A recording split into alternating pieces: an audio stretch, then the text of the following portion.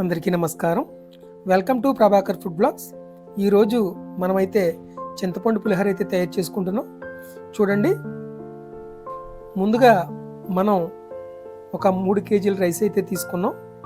అంటే నేను ఆల్రెడీ ఒక 10 కేజీల రైస్ అయితే కుకింగ్ చేస్తున్నాను. దాంట్లో ఒక 3 కేజీల రైస్ అయితే మనం కొంచెం పదును మీద అయితే తీస్తున్నాం. ఈ 3 కేజీల రైస్ అయితే మనం దీంట్లో తీసుకుని వడగట్టిన తర్వాత దాని మీద మూత అయితే పెట్టుకుందాం. అన్నం పొట్లు అయితే వేసుకున్నాం ఇదంతా. ఇప్పుడు దీని మీద ఒక మూత వేసి అయితే మనం పక్కకు పెట్టుకుందాం. ఇప్పుడు ఒక 450 గ్రాముల చింతపండు అయితే మనం ఈ విధంగా అంటే వేడి నీటిలో ఉడకబెట్టిన తర్వాత ఈ విధంగా రసం అయితే ఈ విధంగా తీసుకోవాలి చక్కగాని. చూడండి, ఇప్పుడు ఒక 15 నిమిషాల తర్వాత మనం ఇందాక పక్కన పెట్టుకున్న ఆ రైస్ అయితే మనం ఇప్పుడు ఒక ఖాళీ గిన్నెలో అయితే వేసుకుందాం. అంటే ఇలా చల్లార్చుకోవాలి. చూడండి, ఒకసారి చెయ్యెట్టి కలుపుకుని మనం తర్వాత అయితే మనం ఈ సరుకులు అయితే మనం వేపుకోవడానికి అయితే ఇప్పుడు రెడీ చేసుకుందాం. ఒక కళాయిలో ఒక 600 గ్రాముల ఆయిల్ అయితే వేసుకుందాం. ఆయిల్ వేడెక్కిన తర్వాత ముందుగా మనం ఒక 450 గ్రాముల వేరుశెనగ గుళ్ళు అయితే వేసుకుందాం. ఈ వేరుశెనగ గుళ్ళు బాగా వేగే వరకు అయితే మనం బాగా కలుపుకుందాం. వేరుశెనగ గుళ్ళు మాత్రం పర్ఫెక్ట్గా మొత్తం అన్నీ కూడా వేగాలి. అంటే ఇది పొద్దునైతే కరెక్ట్గా చూసుకోవాలి మీరు. ఎందుకంటే ఎక్కువ వేగటం వల్ల కొంచెం జగటిచ్చే స్మెల్ అది టైప్లో వస్తుంది. అలాగని చెప్పి కొంచెం యాగకపోయినా సరే పచ్చి స్మెల్ వస్తుంది. దీన్ని కొంచెం పొదునైతే చూసుకుని బాగా వేపుకోవాలి. తొందరగా మాడిపోయే అవకాశం ఉంటుంది వేరుశెనగ గుళ్ళకి. అందుకే ఇవన్నీ కూడా మనం కరెక్ట్గా పదును మీద తీసుకుని పక్కన పెట్టుకుందాం. తర్వాత మనం పచ్చిశనగపప్పు అయితే వేపుకుందాం. పచ్చిశనగపప్పు అయితే దాదాపు ఒక 300 గ్రాములు అయితే పడుతుంది. ఈ 300 గ్రాముల పచ్చిశనగపప్పును కూడా బాగా వేపుకుందాం. ఇది కూడా మరి గట్టిగా వేపుకోకూడదు. ఒక 4-5 నిమిషాలు వేపుకోవాలి స్లో ఫ్లేమ్లో. చూడండి, ఇది కూడా తీసేసుకుందాం మనం. ఇప్పుడు మనం 350 గ్రాముల పచ్చిమిర్చి అయితే వేసుకుందాం. ఇదంతా వేసుకుని బాగా కలుపుకోవాలి. ఇంచుమించు ఈ ప్రాసెస్ అయితే దాదాపు ఒక 6 నిమిషాలు అయితే టైం పడుతుంది. చూడండి, ఈ విధంగా కూడా అన్నీ కూడా కలిసేలాగైతే వేపుకుంటూ ఉండాలి. కలుపుకోవటం వల్ల ప్రతి మిరపకాయ కూడా బాగా వేగుతుంది.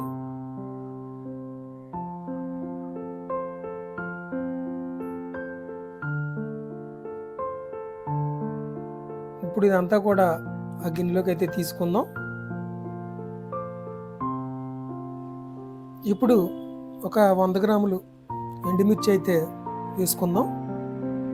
ఈ విధంగా కొంచెం ముక్కల కింద కట్ చేసుకుని అయితే వేసుకోవాలి. చూడండి, ఎండుమిర్చి తొందరగా మాడిపోయే అవకాశం ఉంటుంది కాబట్టి కొంచెం జాగ్రత్తగా వేపుకున్న తర్వాత మనం తీసేసుకోవాలి. ఎందుకంటే ఎండుమిర్చి అయితే తొందరగా మాడిపోయే అవకాశం ఉంటుంది. అందుకోసం అయితే మనం జాగ్రత్తగా ఈ కలర్ వచ్చిన తర్వాత అయితే మనం తీసేసుకుందాం. చూడండి,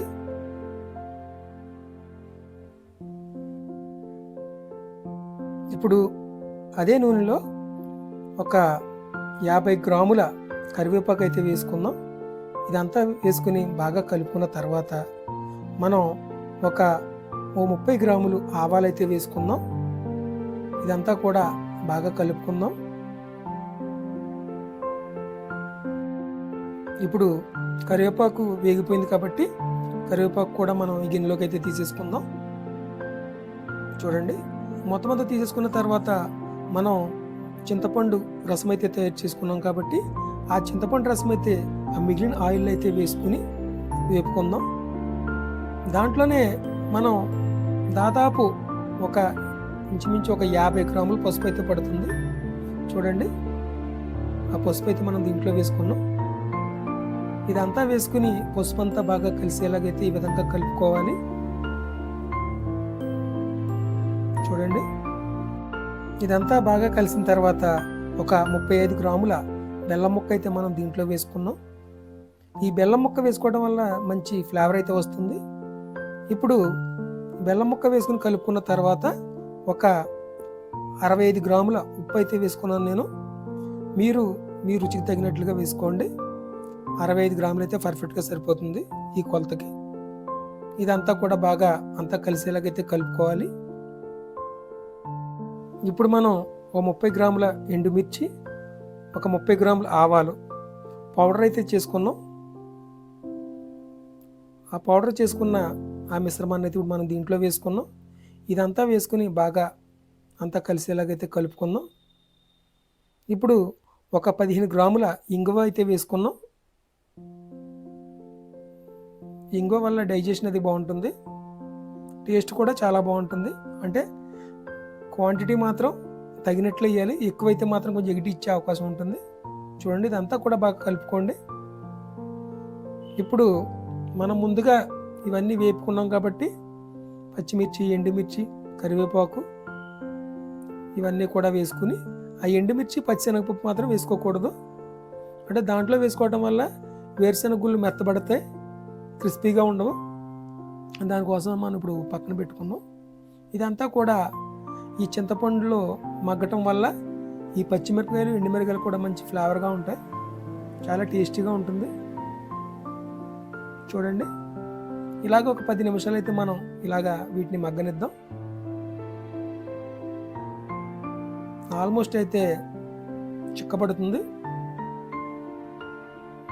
చూడండి, మ్యాక్సిమం రెడీ అయిపోయింది కాబట్టి ఇప్పుడు మనం ఇదంతా కూడా స్టవ్ ఆఫ్ చేసుకుని దింపేసుకుందాం. ఆల్మోస్ట్ రెడీ అయిపోయింది. చూడండి, చిక్కబడిపోయింది కాబట్టి. మరీ ఎక్కువ చిక్కబడ్డా కూడా కొంచెం మనకి రైస్ కలవటం కొంచెం ఇబ్బంది అవుతుంది. ఈ క్వాంటిటీ అయితే మీకు పర్ఫెక్ట్గా ఉంటుంది కాబట్టి ఇప్పుడు మనం స్టవ్ ఆఫ్ చేసుకుని అయితే మనం దింపేసుకుందాం. ఇప్పుడు మనం ఈ మిశ్రమాన్ని అంతా కూడా మనం చల్లారబెట్టుకున్న వైట్ రైస్లో వేసుకుందాం. ముందుగా చింతపండు, తర్వాత వేరుశనగ గుళ్ళు, పచ్చిశనగపప్పు ఇవన్నీ కూడా వేసుకుని బాగా కలుపుకోవాలి. మెయిన్ ఈ పులిహోర ఏంటంటే మీరు ఎంత బాగా కలిపితే అంత పర్ఫెక్ట్గా వస్తుంది. ప్రతి మెతుకు కూడా కలిసేలాగైతే బాగా మొత్తం కూడా కలుపుకోవాలి. అంత చల్లారి పెట్టాం కాబట్టి, ఇది కూడా చల్లారిపోయింది కాబట్టి మనం ఇంచుమించు ఈ చింతపండు గ్రేవీ ఇదంతా కూడా దాదాపు ఒక 20 నిమిషాల నుంచి 25 నిమిషాల వరకు మనం పక్కన పెట్టుకున్నాం కాబట్టి చాలా వరకు చల్లారిపోయింది కాబట్టి ఇప్పుడు మనం ఈ విధంగా అయితే మొత్తం అంతా కలిసేలాగైతే పర్ఫెక్ట్గా కలుపుకోవాలి. ఈ విధంగా చింతపండు మిశ్రమం మొత్తం ఇదంతా కూడా ప్రతి మెతికి బాగా పట్టేలాగైతే ఇలా కలుపుకోవాలి. చేతితో కలుపుకోవటం వల్ల ఈ యొక్క మిశ్రమం అంతా కూడా ప్రతి మెతికినైతే పర్ఫెక్ట్గా పడుతుంది. మీకు ఎంత సేపు కలిపితే అంత బాగా ఉంటుంది. ఎందుకంటే మొత్తం అంతా కూడా జాగ్రత్తగా ప్రతి మూల కూడా అంతా కూడా కలిసేలాగైతే కలుపుకోవాలి. చూడండి, మూల మూల కూడా ప్రతిదీ కూడా మొత్తం అంతా కలవాలి. చూడండి ఎంత పర్ఫెక్ట్గా వచ్చిందో. మీరు కూడా ట్రై చేయండి, ఖచ్చితంగా చాలా పర్ఫెక్ట్గా వస్తుంది. మీ అందరికీ ఈ వీడియో అందరికీ నచ్చిందని ఆశిస్తున్నాను.